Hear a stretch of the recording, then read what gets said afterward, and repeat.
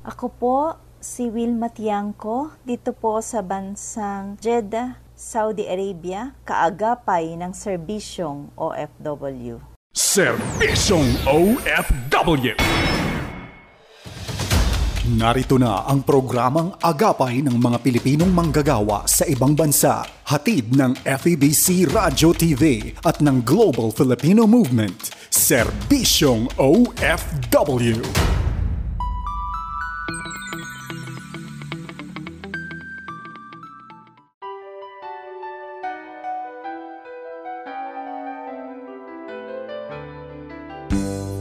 Magandang araw sa iyo kaagapay na nakikinig mula sa Middle East countries, Amerika, Europe at sa iba pang bahagi ng Asia.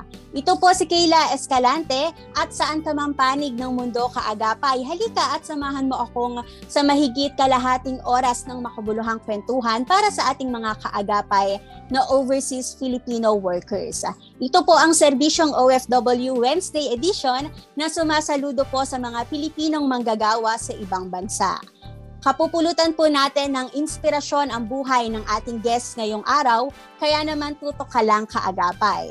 Magandang umaga rin po sa mga kaagapay natin na nakikinig sa 1143 DZMR Santiago, Isabela. Happy listening din po sa mga nasa 1233 DYVS Bacolod at sa production staff on duty sa 1116 DXAS. Kaagapay tayo po ay napapakinggan sa Pinoy Connection sa ating YouTube channel na 702 DZAS FEBC Radio TV at maging sa cable Channel 185 sa Signal. Ito po ay sa pakikipagtulungan natin sa GCTV. Halina't samahan ninyo kaming maglingkod sa ating mga kababayang Pinoy sa ibayong dagat at 10 ng kanilang mga pamilya. Dito lamang po yan sa Serbisyong OFW sa 702 DZAS FEBC Radio TV. Makakasama po natin ngayong araw ang ating kaagapay na kasalukuyan pong nasa UK bilang isang nurse. Siya po ay naglingkod rin sa Saudi for 8 years. Bilang nurse rin po yan at ngayon nga po ay 3 buwan na po siyang nasa UK at bilang nurse pa rin po. Mga kaagapay, let us welcome Ate Tricia Pagaduan. Serbisyong OFW. Saludo! Mga Pilipinong umunlad at umasenso sa iba't ibang panig ng mundo. Saludo! Saludo! Saludo! Ayan kaagapay, kasama na nga po natin ngayon si Ate Tricia Pagaduan mula po sa UK. Hello Ate Tricia, kamusta po kayo dyan? Hello Miss Kayla, okay na okay po by the grace of God, doing well. Yan po, ilang taon na nga po kayo dyan sa UK at ano po yung work po ninyo? Bago pa lang po ako sa UK, I just turned I think 5 months and I'm a staff nurse po sa isang hospital dito sa Norwich. Yan po. Tigasan po kayo dito po sa Pilipinas, Ate Tricia? Me and my husband po were both from Mindanao. So mga Mindanaoans kami from the same province, North Cotabato. Ayun po, North Cotabato in Mindanao. Bali po, kasama niyo po dyan si Mr. po sa UK. Opo, Miss Kayla. Nauna lang po ako ng 2 months and then after 2 months, my husband, pati po yung 2 anak ko, a boy and a girl, lumuwas na din po sila and went to join me here sa UK. Ayun po. Kamusta po ba yung COVID situation po dyan? Lockdown pa rin po ba? As of the moment, according sa news, nagde-decrease na daw po yung rate ng cases namin. I don't know in the whole of UK, pero dito sa city namin sa Norwich is decreasing po yung number of cases and open na po ulit yung mga pubs, mga restaurants, yung most of the public places okay. And actually po, it's still recommended to wear a face covering pero hindi na po siya naging mandatory according to the rules of government. So, ayan po. Medyo okay po ngayon. Kayo po ba, Ate Tricia, ay vaccinated na po? Opo. I had my vaccinations. Pero just the first jab po. Pero I'm still due for my second job, I think next week. Wow, congrats po no, sa Thank you. mga bakuna po. Opo. Ate Tricia, paano po ba nagsimula po ang inyong OFW journey? So, I started working as an OFW noong 2011. I left the country. Well, I graduated nursing 2019, 2009. And during that time po, ang hirap po makahanap ng trabaho sa Pilipinas kasi po ang dami naming nurses and most of my friends ended up getting a job na outside of nursing. So, naging isa yun sa mga reasons kung bakit ako nag-abroad. But it's not the main reason. I have always dreamed of becoming a missionary nurse and parang nakikita kong sarili ko na really out there na doing my calling. So I really was asking God if there's a go signal for me to go outside. And yun na nga, naalala ko pa nga parang a day before my flight, as in takot na takot ako kasi it will be my first time to be away from home and I was just 23 years old. So ayun, by the grace of God, He gave me naman the peace na to fly abroad and it was a successful journey, I could say, na ngayon even from Saudi Arabia and then ngayon nasa UK na. Opo, 23 years old ka po noon, Ate Tricia. Parang yung edad ko po ngayon. So parang batang-bata po na OFW.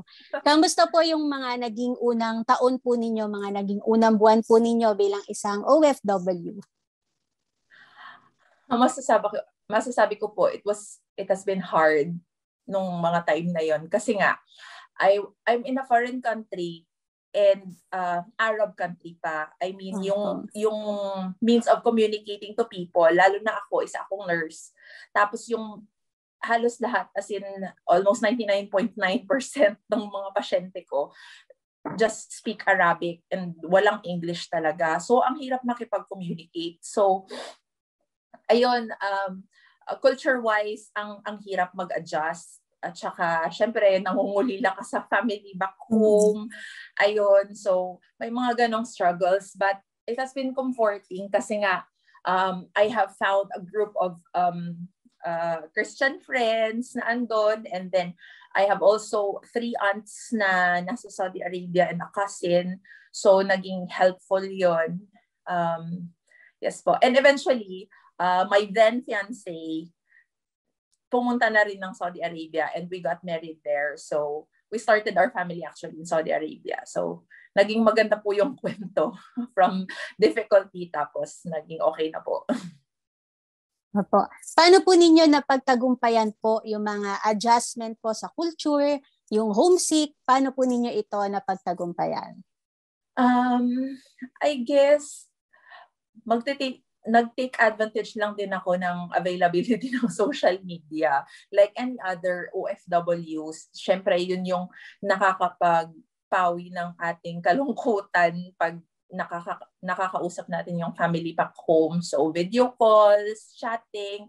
Pero most especially, alam niyo po na napaka-draining po kasi ng life talaga abroad in general. Kahit saan ka pa, kahit saang lupalop ka pa ilagay, no? Pag away from home ka, may ano talaga, yung depression would strike in talaga yon. Parang given na na loneliness andon. Pero siguro po yung personal relationship ko with God was what kept me going kasi I never felt alone. I never felt parang na abandoned or ako lang mag-isa. Kasi I have the special relationship with God na is an intimate one na nagpapalakas sa akin and would make, parang nagbigay sa akin ng sense of purpose kung bakit ako nasa abroad. Yun po, malaking bagay po kasi talaga po na alam po natin na lagi nating kasama si Lord.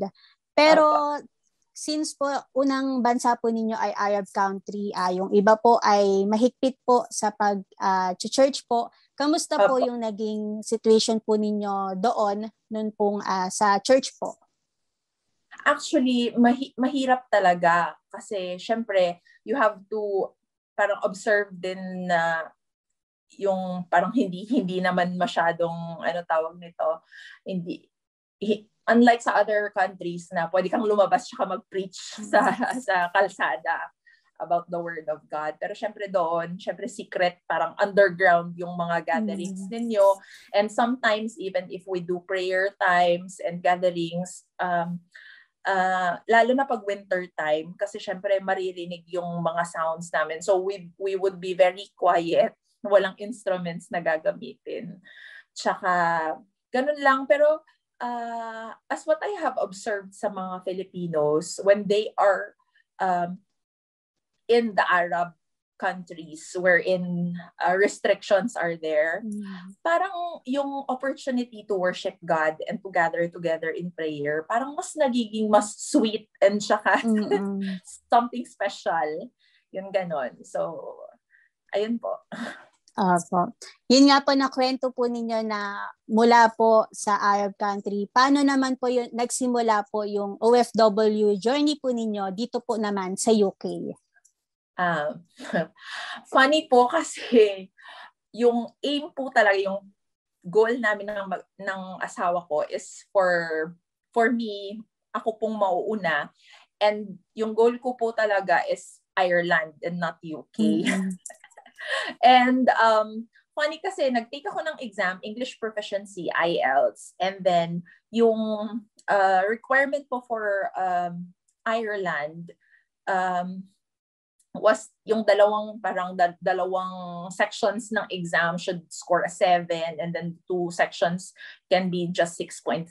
And yung UK during that time, dapat isi-7 mo lahat scores. So, syempre, aiming din ako for Ireland kasi medyo mababa ang score. Kaso lang, ang naging result po ng exams ko is almost 7 or more than 7 ng the rest. Tapos yung isa po na nire-require sa Ireland na maging 7, yun pa yung naging 6.5 ko. So, parang sabi ko, sige, kalma muna, baka kailangan na mag-review na naman ulit. Parang after a month's time, nag-announce ang UK na babaan nila yung score sa section na yon na pwede na yung 6.5. So, pasok agad yung score ko. So, nung nabalitaan ko po yun, nag-apply ako agad and it was fast. Parang ang dami na agad offer sa akin. Tapos may mga list ng hospitals na nabinigay ang agency. And I was just in our house kasi kakapanganak ko pa lang po nun sa second baby namin. And then sabi ko, God, where do you want me to go? And then I really heard clearly the name of the place, Norwich. And sinabi ko nga agad sa agency, meron po ba kayong hiring sa Norwich? And he said, wala po. Actually, matagal pa po yung next hiring dito. Mas maraming hospitals po that give better offers, ganito, ganyan. But I said, sige lang po, I'll just wait for Norwich. So hanggang sa parang naging malabo dun sa agency na yon. And then I saw an advertisement in Facebook na may hiring sa the said city. So right then and there, nag-send ako ng CV ko, tapos sabi nila, nag-reply agad, tapos na agad, na planado na lahat. Interviews, napasa, exams, ang smooth. Tapos plano namin, umuwi kami ng Pilipinas ng December, tapos pagka March, ako naalis na agad ako ng Pilipinas. Tapos yung husband ko, kasi malilate siya itatapusin niya pa yung kontrata niya sa Saudi Arabia ng hanggang March. Tapos swap naman kami siya na mag-aalaga ng mga bata sa Pilipinas. Tapos ako na naman ang aalis. Yung nangyari, nung March na yon, March 10, nang dumating siya, after 2 days, nag-lockdown. Tapos yung visa ko po na on hold, nagtawag na ng deployment ang hospital. Sabi ko, I cannot go. Wala akong visa. Nung dumating naman po yung visa ko, ang IELTS exam ko na naman po ang nag-expire. So, I have to take the IELTS again. And nung napasa ko ang IELTS, re-expire again yung visa. So, I have to. Parang ang long po ng naging process after nun. Parang one year of waiting. And I just said na, Lord, ano ba talaga? Pupunta pa ba talaga ako dun sa place na sinasabi mo? And I still heard the same clear instruction that you're going to that same place. And so, I kept my faith and eto na nga ako ngayon, andito na ako sa the said place. And I can just tell you how God, I mean, the time is limited, but I have got stories to tell of how the Lord has given people and opportunities for me to minister to people in many different ways. Ayun po. Talaga pong nakaka-amaze po pag ang Lord po ang nagtahi-tahi ng mga pangyayari po sa buhay natin. Kamusta po ate yung naging adjustment po ninyo, naging transition po ninyo kasi from Arab country tapos eto po sa UK. Kamusta po yung naging adjustment po ninyo? Actually, it was hard. Ang hirap. Kasi, imaginein mo, ang pinanggalingan ko po is very close and very religious country. Mm-hmm. And then here I am in a very liberated and very open country. So, kahit work-wise, alam mo yun, yung dealing with patients, yung parang exact opposite ng nakasanayan ko for 8 years. Tapos, even dealing with coworkers, ganun po, parang major adjustment talaga. Kahit na culture-wise, ang hirap mag-adjust. Pero natututunan naman yung kultura. Mm-hmm. Parang, eventually, you will understand them. Siyempre, yung unang sabak mo, yung unang, tawag nito, yung unang contact mo with people, may mga tendencies talaga na may mga times na ma-offend ka or feeling mo na offend mo sila kasi syempre hindi mo pa alam na ganyan pala sila talaga o ganito pala talaga. But eventually, you'll get there Parang natututunan naman po yung kultura ng mga tao. As long as you just keep being respectful, being polite, parang general naman po yun na you just keep yung, tawag nito, politeness, tsaka pagiging humble, and I think you'll do good. Apa. Okay po. Pero Ate Tisha, nung bata po ba kayo, nakita po ninyo yung sarili po ninyo na magiging nurse, na magiging OFW, or eto po ba ay pangarap po ninyo talaga? Actually, hindi ko po masasabing parang nag-dawn sa mind ko na mag-a-abroad ako or pupunta ako ng Saudi or UK. But I have always dreamed of becoming a missionary nurse. I grew up in a Christian family na na-expose po ako sa mission work, sa parang mga medical missions, ganyan, in reaching out to lost people. So, going out of my comfort zone was like parang exciting para sa akin. And I thank God na He also gave me a husband, partner na ganun din yung pananaw sa buhay. And same po kami ng heart, same po kami ng vision, same kami ng passion. So, ayun po, I have always dreamed of becoming a missionary nurse. So, yeah, most probably. Pero iba po yung in-imagine ko noon yung parang nurse po ako na nasa gera. O nabifeed ng mga super malnourished na mga bata. Yung parang ganun po. Pero, yeah, so God sends us to different places in different circumstances. So, here I am. And I know na may purpose po talaga bakit ako nandito sa UK ngayon. Okay po. Pero kamusta po Ate Trisha yung pagiging isang nurse? Pwede niyo po ba ibahagi po sa amin yung pagiging isang nurse ngayon pong pandemic?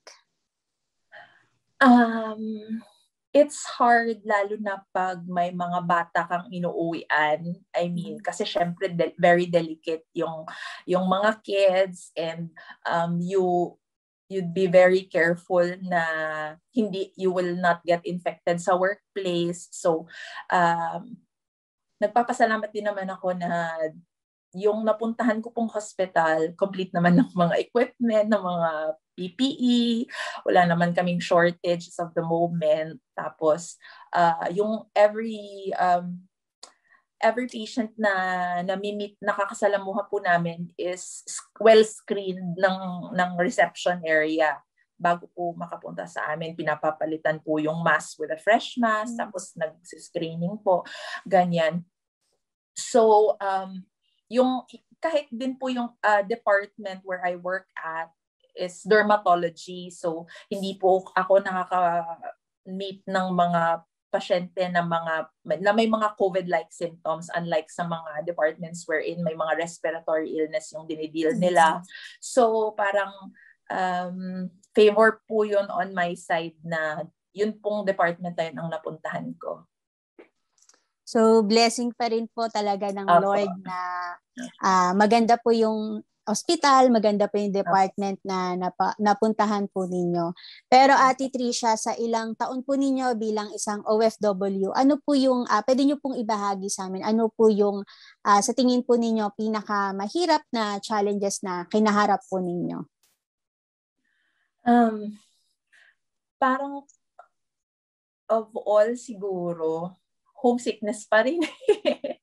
Parang common thing for all OFWs. I mean, I always have my immediate family with me. Yung husband ko was with me all throughout my OFW journey. Tapos yung mga anak namin born abroad, so they are with us. Kaso, syempre, yung pangungulila mo for my mom and dad na they are back home, yung ganon, and sister and brother.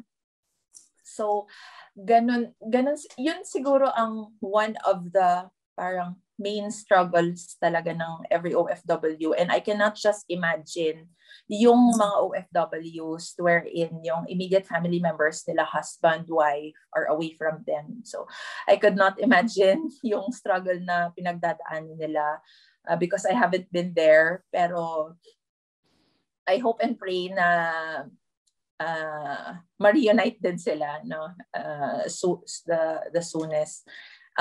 Ayun po, parang homesickness pa rin po siguro ang masasabi kong struggle. Kasi po, di ba po, iba po talaga kasi kapag nandito sa Pilipinas, ano nga po, ika nga po nila, there's no place like home. Like home, yes. Pero po, hanggang kailan nyo po, Ate Tricia, nakikita yung sarili po ninyo as OFW? As long as God instructs me to be here, I will be here. Hindi po ako concerned with ano tawag dito, parang mag-retire sa UK or sa Pilipinas. It doesn't bother me at all. And I'm not bragging or parang trying to sound humble, no? Pero ito po talaga yung truth. Honestly speaking, I'm not here for money. Kasi, truth to tell, mas okay pa po yung savings ko back there in Saudi Arabia than in here. Kasi ang daming tax dito, ang daming bills na binabayaran. And to tell you honestly, yung expenses po namin right now that we are just starting is greater than what I get. So this is really parang we're living by faith sa mga times na to. Well, actually should be all the time. But ayun po. So nafa-find ko po kasi yung sense of purpose. I have parang dumating na po ako sa point sa buhay ko wherein I have understood that life is not just being an OFW, but life in general is not about finding blessings. It's not about having the favors. It's not about earning money. No, it's not about even providing for your family. I mean, we can be very parang mabuti yung intentions natin towards that of getting the blessings, but the more that you understand why you were created by God, no? Genesis chapter 1 verse 26 says that we were made in the image and the likeness of God. So, ang ultimate plan ni Lord sa atin, at yung ultimate design natin is to become bearers of His image, no? So, we were made to bear His image wherever we go. So, yun po ang masasabi ko na I may be called to be in Philippines or be abroad. It doesn't matter. The place doesn't matter.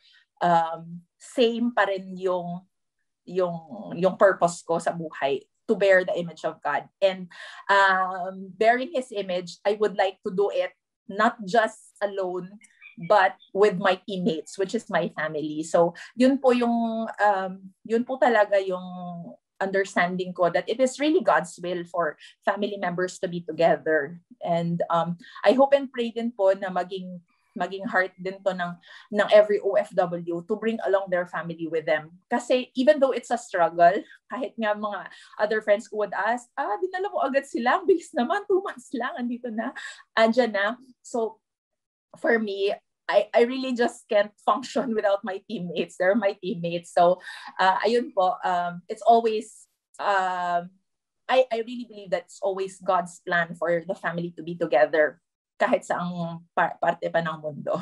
Okay pa. Wow, nakaka-amaze po, Ate Tricia, yung inyong pong heart po na kahit saan kadalhin ng Panginoon, yung purpose lagi, yung plan niya lagi yung masusunod. And yung heart po ninyo na lagi talagang dapat magkakasama yung pamilya. Pero ilang taon na po ba, Ate Tricia, yung mga kids po ninyo? The eldest just turned 4.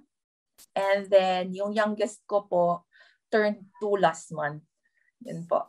2 months apart. Opo, mga batang-bata pa po talaga. Kaya po, opo, importante po talaga na nakikita po nila na kumpleto yung pamilya kasi importante po yon sa bata. Kaya blessing po na magkakasama po kayo dyan. Yes, Ate Tricia, ano pa po yung mga natutunan po ninyo sa life ngayon pong bilang OFW? Ayun nga po, one thing is that, alam mo, yung pagiging alone or away from yung, syempre, sa Pilipinas, kasi ang comfortable ng life natin. Hindi sa financial aspect, kundi sa, alam mo yan, yung may support system ka, andyan pamilya parate, ganon. So, yung mga difficult times dito sa abroad, like, syempre clueless ka paano mo sisimulan lahat. Lalo na ako, pagdating ko po dito, I have to take exams, I have to travel this far, I have to, alam mo yon, yung mga papeles aayusin, ganito, ganyan. And then, dumating din ako sa point na running out of budget, yung mga things na yon. Naging way po yun sa akin to really find my peace sa Panginoon po. I don't know with other people, but really for me, yun pong special relationship ko with God, knowing that He is my Heavenly Father. Ang real po kasi sa akin totoong-totoo po yung Him being my Heavenly Father. So, I not to brag, but really, I'm just so confident that He will provide all my needs. And it's funny kasi it's good that you ask God and you pray for the blessings. Lord, kailangan ko ng ganito, kailangan ko ng ganito. But I have come to the point na siguro dahil sa closeness ko kay Lord, sa relationship ko sa Kanya, na alam kong tatay ko siya, I do not even ask for it. Parang hindi ko na sinasabi kasi parang aware ako na He's there to provide. He knows it. He knows my needs. And so my prayers were changed, not prayers to ask God for this blessing and that, but to ask Him what's next, where to go next, Lord. Parang ganyan. And then even I parang mas gusto ko na naririnig siya na telling me who am I to Him, kahit paulit-ulit pa, that I am His beloved, that I am special, that I have a purpose. Mas gusto ko yun, naririnig again and again and again from Him, no? So I'm not very much concerned na, well, I thank God for the blessings kasi nag-overflow talaga kahit ngayon sa amin. Hindi, as in we are amazed na paano kami na-end up renting a fully furnished house na ang hirap makahanap. As in, my batchmates nag-struggle talaga to find a house, even just an unfurnished house. And yung location namin, nasa labas ng bahay ko yung bus stop. So, as in, parang ano siya gift na binigay na agad-agad. Fully furnished. It's a 2-story and terraced house. So, I could not ask for more. Ayun po. Talagang nakakatuwa po yung pagkilos po ng Lord at ayon nga po sa inyo, mahalaga po talaga sa OFW and even po sa mga hindi OFW yung relationship po natin kay Lord, yung trust po natin sa Kanya, yung faith po natin. And dun po mag-overflow yung blessing po na hindi naman tayo pababayaan ng Diyos na nag-uumapaw yung pag-asa natin dahil sa Kanya. Ate Tricia, bago ko po kayo bitawan, meron po ba kayong mga gustong batiin dito po sa Pilipinas and even po dyan sa UK? I would like to greet all my family members po nasa Mlang, North Cotabato, Bergante family, and even my husband's family in Sinawingan, North Cotabato, Pagaduan family, and Florida family. Hello sa inyong lahat. And even Esteban family, my mom's family sa nasa Midsayat, North Cotabato po. Ayun. Yan po, hello po sa inyong lahat. At Ate Tricia, hihingan ko lang din po kayo ng mensahe or payo po sa mga kababayan nating OFW and even sa mga kababayan natin na nagnanais po na maging isang OFW. Sa mga kapwa ko pong OFW, I salute you all. Kasi I've been there, I know all the struggles, and just take the opportunity na mag-grow close kayo sa Panginoon kasi God has a purpose, really has a purpose why you are there where you are at right now. So ayun po, and then take good care of yourselves, huwag pababayaan, lalo na ngayong times of pandemic. And sa mga baguhan naman or those who are aspiring to become OFWs, a very simple and straightforward message: don't go or never go unless God says go. So always ask for God's direction and where He wants you to go. And if you got the answer, just go for it without questions. Ayun po. Ayan po. Salamat po, Ate Tricia, sa iyong nakaka-amaze, nakaka-inspire na kwento na talagang palaging unahin yung boses ng Panginoon, yung pag-obey sa Panginoon kahit po sa pagpunta sa ibang bansa. At mahalaga naman po talaga yon kasi hindi po biro ang pagiging isang OFW. Kaya nga po sumasaludo po tayo sa ating mga kababayang OFW. At sa iyo, Ate Tricia, sumasaludo po kami sa iyo sa ilang taon po ninyo na pagiging isang OFW. Hindi madali, pero sa tulong ng Panginoon ay nakakayanan po. Muli po, Ate Tricia, thank you so much po sa inyong panahon na ma-share po ang inyong kwento, ang inyong buhay po dito sa Serbisyong OFW. And dalangin po namin na ingatan po kayo ng Lord, yung inyong pamilya na dyan po sa UK. At God bless po. Thank you so much po, Ate Tricia. Thank you, Miss Kyla. Thank you. Ayan, kaagapay, napakinggan nga po natin ang buhay ng ating kababayang OFW na si Ate Tricia Pagaduan. Siya po ay nagtatrabaho bilang nurse sa UK. Ngayon naman po, kaagapay, ay samahan po ninyo ako na ipanalangin po ang ating mga kababayang overseas Filipino workers. Let us pray po. Panginoon, salamat po, Lord, sa buhay po ng aming mga kababayang OFW. Dalangin namin, Panginoon, na ikaw po ang mag-ingat sa kanila, ikaw po ang maggabay sa kanila, Lord, at samahan po ninyo sila saan mang bansa sila naroon. Maging, Panginoon, yung mga pamilya po na naiwan po nila dito sa Pilipinas, kayo rin po ang mag-ingat sa kanila. And Lord, we pray po, Panginoon, na protectionan po ninyo sila laban po sa COVID, Panginoon, at samahan po ninyo sila saan mang dako sila naroon, anumang oras, Panginoon. Pagpalain nyo rin po, Panginoon, yung mga trabaho nila, Lord God, yung mga source of income nila, Panginoon, ikaw po ang magpala. Muli po, Panginoon, salamat po sa gagawin po ninyo sa buhay po ng mga kababayan naming OFW. Ang lahat ng ito po ay dalangin po namin sa pangalan ni Jesus. Amen. Kaagapay, magkarinigan po muli tayo sa susunod na linggo sa radyo, sa online, at dito po sa cable channel 185 sa Signal, sa pakikipagtulungan po yan sa GCTV. Para sa isa na naman pong edisyon ng Serbisyong OFW, kasama pa rin po ang iyong mga lingkod. Maraming salamat rin po sa mga nakaagapay natin sa broadcast, mga ProdTech po na sila JB Tabua, Benjo Morano, Reggie Villena at Nat Peralta. Maging po sa RTV team na pinangungunahan po ni Aileen Valdez, Gwen Balatucan, Chris Rosete at Abby Blindo. Hindi rin po natin nakakalimutan ang mga kaagapay natin mula sa Bocaue Transmitter site.